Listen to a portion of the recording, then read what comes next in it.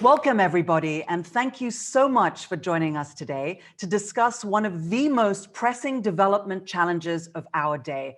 How can countries recover from the coronavirus pandemic while also addressing climate change and biodiversity loss?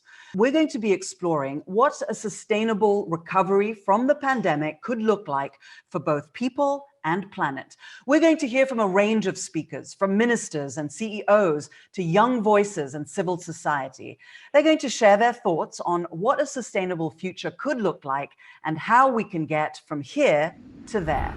Let me start by welcoming World Bank Group President David Malpass to open today's event, which comes as countries are struggling to get past the pandemic, which has devastated communities and economies. The COVID crisis is making clear some of the problems that were already there, but that are even clearer now. The problems of water services, for example, that are so important in fighting COVID. Access to food is important, and all of these, there's been underinvestment, and so this creates a big challenge in living conditions that would have been there even without COVID, but is made that much worse. What does a sustainable recovery actually mean in practical terms for people's lives? What challenges and opportunities does it present for communities already struggling to respond to the coronavirus? That is what we've asked community leaders from around the world, and here's what some of them had to say. If there's one thing confirmed by COVID-19 is that we can no longer go back to business as usual. There is no normal. No new normal, just better normal. We have to accelerate the solutions we wish to see in our world today.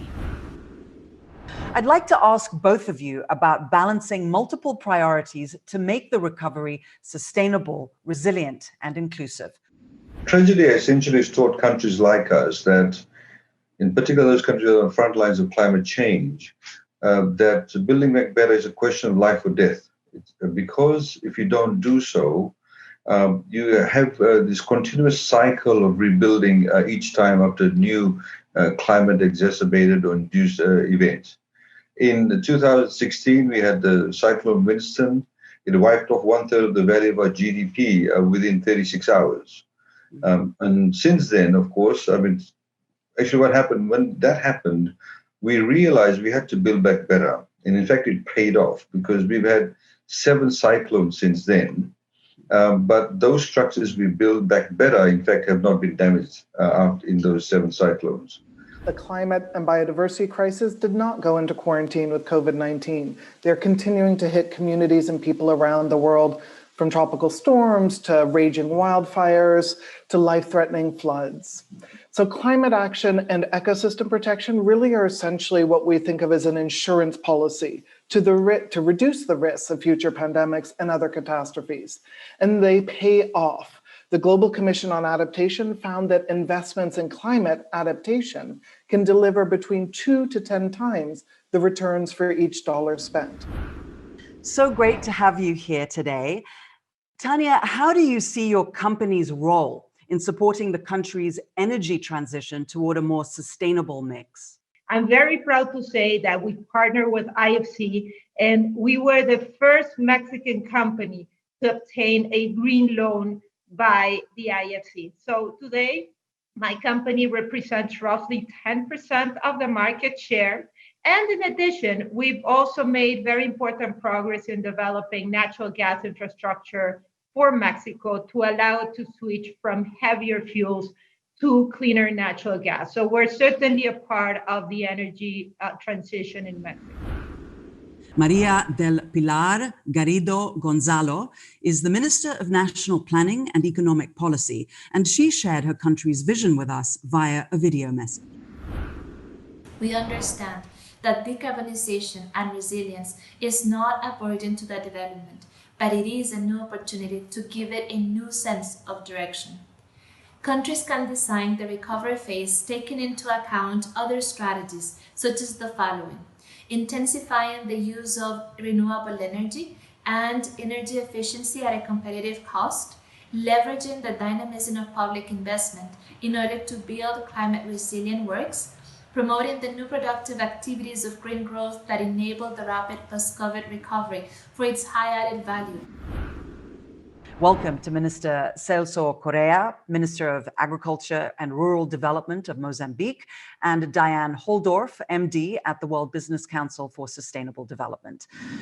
In the past years, we've suffered a lot of poaching and destruction of our biodiversity, but we've introduced a program which is called MozBio in order to bring back this wealth that we have. So we have improved a lot. We have recovered a lot of animals in our areas, but our strategy has been based on involving communities around these areas and make sure that communities have income from the projects like tourism and community agriculture. So we believe that by involving these communities, we're making a big change in the country and giving property to them in terms of controlling these areas.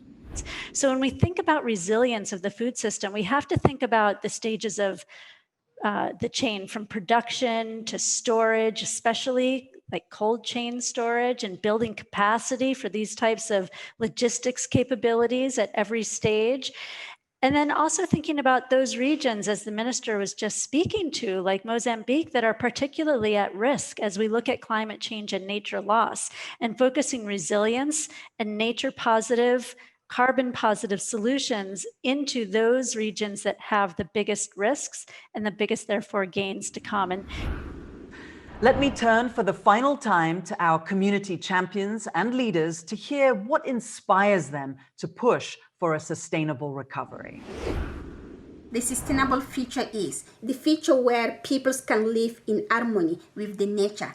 And we know when we protect nature, it's protect our health back.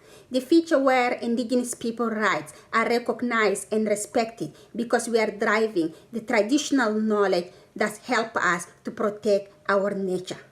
It is possible because we saw with COVID-19 overnight how the world come together in solidarity and invest in economy. But the green recovery must be a reality for the poor peoples that left behind and the most impacted in terms of health, education, and access to the clean water. It must fight the inequality and justice and marginalizations of the peoples, of Indigenous peoples, of my peoples who are living since centuries in these threats. Our final guest today is Alok Sharma, Secretary of State for Business, Energy and Industrial Strategy for the UK and Minister for COP26, which will take place next year in Glasgow.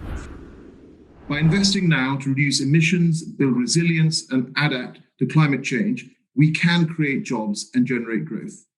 At the same time, we can protect the planet for future generations. The international community is absolutely integral to realizing the potential of a global green recovery. Countries, public finance institutions, businesses, civil society, we must all work together towards building back greener. We're closing today's session with a performance by Malian musician and activist for climate, Ina Moja. If the world thinks that you're not enough, they cannot feel the fire in your bones. Here you stand in your truth and your flaws. Who are they to throw you their stones? I will rise with you, I will stand with you.